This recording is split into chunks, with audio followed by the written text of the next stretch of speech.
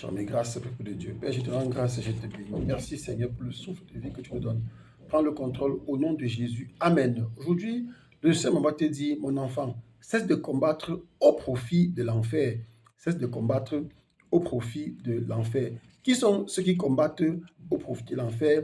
Pour commencer, on va citer les marabouts, les charlatans, on va citer les sorciers, on va citer Parlant des charlatans, il y a d'autres catégories chez nous, par exemple, on appelle certains sont des voyants, voilà. Donc, les diseurs de bonne aventure, il y a les sorciers, il y a ceux qui sont dans les loges, toute forme de loge, même si tu es un dirigeant, même si tu es n'importe quoi. C'est vrai, quand il parle des dirigeants, ça énerve certains et ils vont me citer sur les réseaux sociaux. Attention, Dieu n'est pas venu seulement pour les pauvres que nous sommes. Dieu n'est pas venu pour les personnes ordinaires comme nous sommes, je veux dire.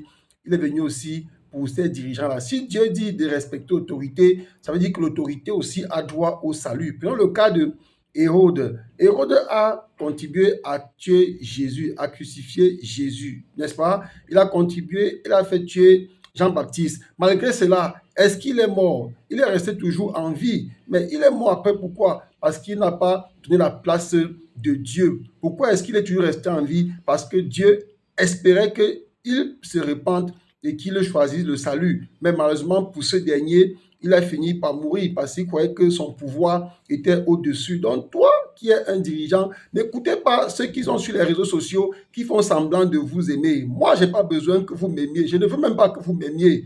Le Seigneur Jésus-Christ n'a même pas cherché qu'on l'aime. N'a-t-il pas dit à Hérode, parlant d'Hérode, allez dire à ce renard que je suis encore ici pour quelques jours et d'ici 2 jours, je partirai. Donc, faites attention, bien aimés. Et quand on parle des dirigeants, certains nous critiquent et supportent les dirigeants, peut-être parce qu'ils ont quelque chose à gagner là-bas.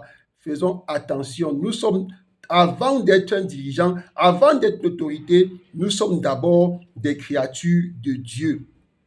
Et la volonté parfaite de Dieu pour tout le monde, c'est que nous soyons sauvés. Donc, si tu es un dirigeant, tu es n'importe quoi, tu es dans une loge, dans une secte, tu es devenu un serviteur du diable. Le Seigneur te dit aujourd'hui, cesse de combattre au profit de l'enfer. Donc, si tu es parmi ceux-là qui pratiquent la magie, l'idolâtrie, l'astrologie, tout ce qui va avec, le Seigneur te dit aujourd'hui, cesse de combattre au profit de l'enfer. Dans le livre de Apocalypse chapitre 22, oui, à partir du verset 14, on peut lire ce qui se passe à la fin. Heureux ceux qui lavent leurs robes afin d'avoir droit à l'arbre de vie et d'entrer par les portes dans la ville. Oui, je prie pour toi qui m'écoutes aujourd'hui que tu laves aussi ta robe. N'aie pas peur. N'aie pas peur de laver ta robe. Fais un examen de conscience. Regarde dans quoi tu es entré. Peut-être tu voulais le poste, peut-être tu voulais une position quelconque, peut-être tu voulais le diplôme, peut-être tu voulais une femme, peut-être tu voulais que ton affaire marche et tu as accepté des choses qu'il ne fallait pas. Tu as fait des compromis qu'il ne fallait pas. Aujourd'hui, le Seigneur te dit qu'il est là pour toi. Il te dit, cesse de combattre au profit de l'enfer. L'or et l'argent appartiennent à Dieu. Il donne à qui il veut. Dieu est le créateur du ciel et de la terre. Quand il nous a envoyés sur cette terre, il savait déjà qui sont ceux qu'il a choisis comme des autorités. Malheureusement, beaucoup ont forcé en choisissant de combattre au profit de l'enfer. Ils ont fait des compromis et aujourd'hui, dans le livre c'est pour ça que dans le livre d'Ecclésiaste, il est écrit que la folie occupe des postes très élevés alors que les riches sont dans l'abaissement. Ce qui revient à dire quoi? Pour qu'ils atteignent ces niveaux élevés qu'ils ne méritaient pas, ils ont dû faire des sacrifices, rabaisser ceux qui devraient être là afin que le monde marche bien, afin que les choses aillent bien. Et ils ont rabaissé ceux qui sont retrouvés là. C'est là que dans beaucoup d'endroits, on verra que les choses ne marchent pas. Parce que ceux qui sont là-bas ne sont pas supposés être là. Et ils ne peuvent pas. La grâce ne marche qu'avec celui qui possède la grâce. Il faut savoir ça. Tu peux arracher la grâce de quelqu'un.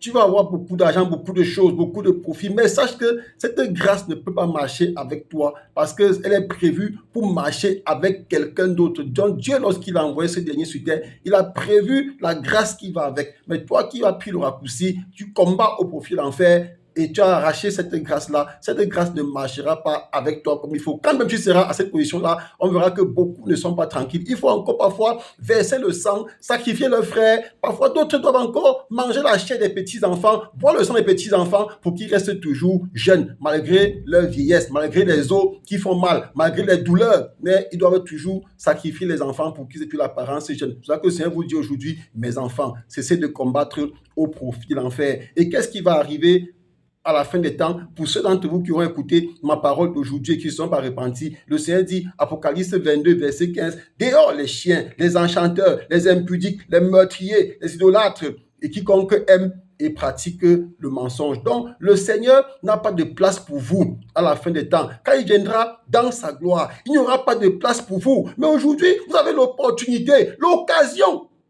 de saisir la main tendue de Dieu. Dieu est amour. L'amour de Dieu sera toujours et toujours. Dieu n'a pas aimé parce qu'il vient pour nous sauver. Dieu n'a pas aimé parce que tu es bon, parce que tu es grand, parce que tu es... Non, Dieu aime toujours. Il est amour. Et c'est dans l'amour que Dieu nous a créés. Donc c'est pour ça que le Seigneur te dit aujourd'hui de saisir la main tendue. Ne fais pas comme le riche qui est mort alors que s'est retrouvé en enfer, en train au séjour des morts, en train de regretter, alors qu'il avait la possibilité de saisir la main tendue de Dieu. Il a refusé. Et là-bas, il regrettait pour ses frères qui sont en vie et qui commettaient les mêmes erreurs que lui sur terre. Je prie pour toi qui m'écoutes aujourd'hui, que tu fasses comme les Juifs avaient fait à Éphèse, dans le livre j'ai oublié le livre, oui, c'est dans le livre de Actes chapitre 19, à partir du verset 18, on a vu que la parole de Dieu croissait en puissance. Pourquoi? Parce que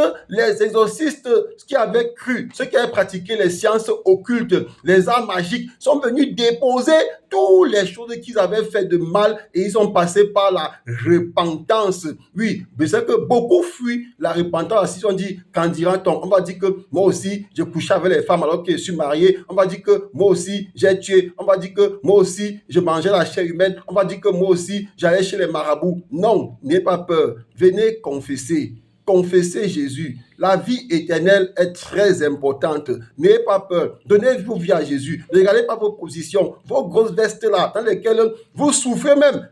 C'était même des blessures que l'État a mis dans leur plaie pour les condamner, malgré des entreprises, malgré les richesses, malgré les grosses maisons. D'autres hommes des maisons dans lesquelles ils ne dorment même jamais. Ils dorment plutôt à l'auberge, là où il y a la saleté, là où ça sent très mal, là où il y a des pourritures. Ils se retrouvent dormir là-bas alors qu'ils ont construit beaucoup de maisons. Aujourd'hui, le Seigneur Jésus te tend la main. Il dit, mon enfant, cesse de combattre au profit de l'enfer. Quand tu donnes ta vie à Satan, quand tu te sacrifies tes frères, tu es en train de combattre au profit de l'enfer. Le Seigneur te dit, ce n'est pas ce chemin-là qu'il a choisi pour toi. Ce qu'il a choisi pour toi, c'est le chemin de la vérité, le chemin de la vie éternelle. Et cette vie-là passe par le Seigneur Jésus. Donne ta vie à Jésus afin que tu vives, afin que tu aies la vie, pour que la gloire de Dieu se manifeste encore et encore puissamment comme à Éphèse. Soyez abondamment bénis. Amen.